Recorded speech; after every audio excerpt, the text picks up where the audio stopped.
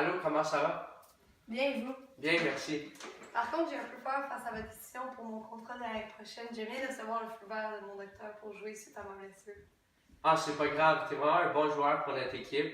T'es avec nous depuis déjà 5 ans, tu comptes des buts pour le Canadien, t'es un leader pour les plus jeunes, puis on veut vraiment le garder. C'est gentil. Par contre, j'aimerais ça avoir une offre le plus tôt possible. Auriez-vous une offre à me faire? Justement, j'ai un contrat juste ici, pour toi. Donc, la seule chose, c'est que le plafond salarial de la LNH se resserre et je dois m'arranger pour payer tous les joueurs de l'équipe. Et dans le fond, on doit couper ton contrat de 2 millions de dollars par saison. C'est une offre acceptable, mais je serais vraiment capable d'avoir mieux. Ouais, je comprends que c'est difficile de se faire couper un contrat de 2 millions par saison, mais avec le plafond salarial qui se resserre, comme on n'a pas vraiment le choix. Mais écoute, nous, avec les Blues de Boston, on serait capable d'offrir un contrat de 2 millions de plus, même 3 millions. Avec tes performances, ton leadership, tes buts, tes passes, on veut un joueur comme toi. Fait que voici un contrat qui pourrait être intéressant pour toi. C'est une offre très intéressante, mais le Canadien m'a supporté durant toutes mes années et jamais je n'ai quitté pour de l'argent. Pour moi, la loyauté, ça n'a aucun prix. La loyauté, c'est de rester avec l'équipe qui t'a supporté durant les temps difficiles. Par contre, vous dites que la loyauté, c'est de pas se faire acheter, mais au contraire, rester avec son équipe pour être loyal, puisque ça fait 5 ans que vous êtes avec la même équipe. Exact. Par contre, votre exemple rejoint seulement une minorité des gens. Seulement les hauts athlètes comme vous de haut niveau peuvent se retrouver dans la situation dont vous êtes. Votre définition est donc trop spécifique et ne rejoint pas assez beaucoup de personnes. Je comprends votre point de vue, mais il arrive plusieurs situations dans la vie. La loyauté essaie de se faire acheter par l'argent, donc je pense pas que c'est seulement à des équipes de haut niveau, des athlètes de haut niveau qu'on peut identifier cette situation. Alors d'après vous, la seule façon d'être loyal, c'est de résister à la tentation de l'argent? D'une certaine façon, oui. Je pense qu'il faudrait trouver ensemble une définition plus large qui rejoint plusieurs personnes sur de multiples exemples, puisque le vôtre ne définit pas tous les exemples possibles.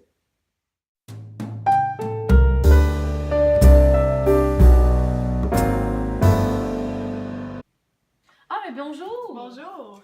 Alors, d'après toi, explique-moi qu'est-ce qu'est la loyauté dans un couple? Eh bien, la loyauté, c'est facile, Socrate. C'est le fait de rester fidèle à une personne et de rester avec elle, peu importe la situation. Alors, d'après toi, ton raisonnement dit qu'être dans un couple, ça interdit le fait d'aimer quelqu'un d'autre lorsque tu es dans une relation? Oui, c'est bien ce que j'affirme, Socrate. Par ailleurs, si nous prenons un exemple qui est de plus en plus courant dans nos jours, si quelqu'un dans une relation est avec une autre personne durant des mois ou des années et que ses pensées ou ses façons d'agir avec elle changent, si elle remet leur relation en question, est-ce que le fait qu'elle ne dise pas à sa partenaire ou à son partenaire qu'elle ne ressent plus un amour réciproque envers celle-ci est un manque de loyauté? Ou si le garçon irait à lui dire comment il se sent, est-ce que ça serait un manque de loyauté puisqu'il n'est pas fidèle à ses engagements et ses responsabilités envers elle? Il m'est difficile de répondre. Dans ta définition sur la loyauté dans un couple, il y a un grand problème. En fait, si deux personnes dans un couple, leur amour n'est plus réciproque, alors serait-il impossible pour eux de retrouver une vraie histoire d'amour dans leur vie? Je vois. Et si nous prenons un exemple à l'extrême, si vous êtes marié, si votre femme décède d'une maladie soudaine, très jeune dans votre vie ensemble, et elle n'a pas eu le temps de vous exprimer son amour envers vous et vous ne savez aucunement ce qu'elle pensait à propos de vous deux, serait-il un geste vu comme non loyal de son mari d'aller voir ailleurs et d'aimer une autre femme? Mais non, car je m'entretiendrai plus d'une relation avec elle car elle sera décédée. Alors, ta définition est erronée, puisque ce n'est pas dans tous les cas où quelqu'un peut rester loyal envers son amante ou son amant. La notion de la loyauté est dure à déterminer. Il faut s'imposer des limites. Je réalise que ma définition de la loyauté est quand même assez vague.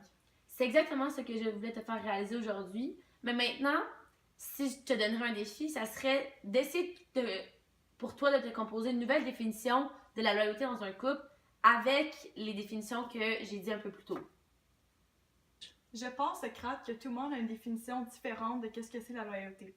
Mais par ailleurs, si j'avais à rajouter à ma définition de départ, c'est le fait de rester fidèle et de rester avec une personne si les défis et les obstacles de la vie nous le permettent. Exact.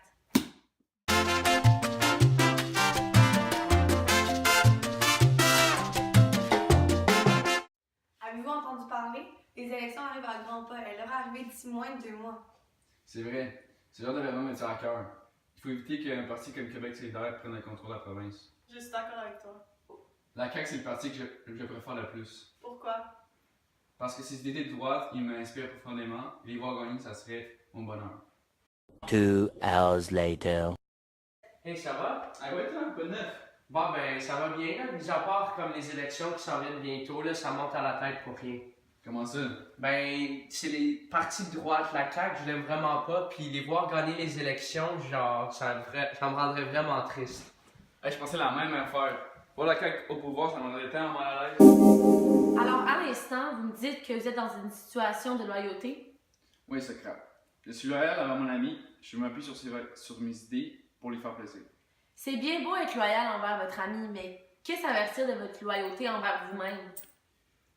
Eh bien, j'aime mon ami, donc en m'appuyant sur ses pensées, j'appuie mes valeurs.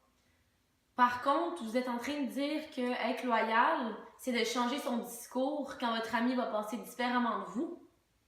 En fait, c'est d'appuyer les différentes pensées tout en gardant le même discours dans ma tête.